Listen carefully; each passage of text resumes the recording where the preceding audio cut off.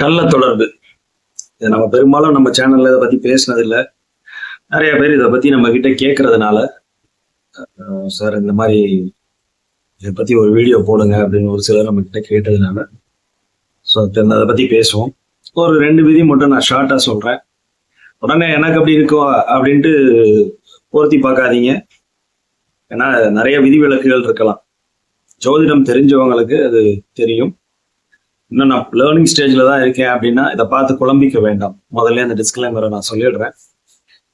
ஒரு ஜாதகத்துல 8ஆம் அதிபதி அப்படின்னு சொல்லக்கூடியவர், அவர் தான் இந்த இல்லீகல் ரிலேஷன்ஷிப்ஸை கொடுக்குறவர், 8th லார்டு.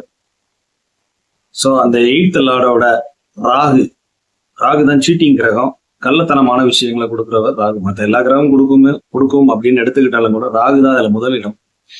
சீட்டிங்க்கு பேர் போன கிரகம் அவரு. ஸோ அப்ப ராகுவோட உங்களுடைய 8th லார்டு, 8ஆம் அதிபதி மிக நெருக்க பகையில இருந்தாலோ, ராகு 8ஆம் இடத்துல இருந்தாலோ, உடனே ராகு 8ஆம் இடத்துல இருந்துட்டாலே நாங்களாம் அப்படியா அப்படின்னு இல்லை, சரிங்களா?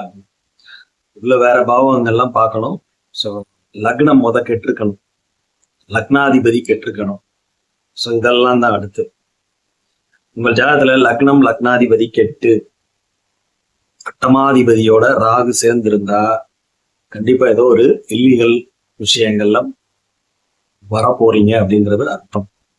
அதுக்குரிய தசாபுத்திகள் வரும்போது ரொம்ப வெளிப்படும், சரிங்களா? 8ஆம் அதிபதியோட ராகு கூடி இருக்கா, இந்த விஷயங்கள்லாம் கவனமா இருக்கணும். அவ்வளவுதான்.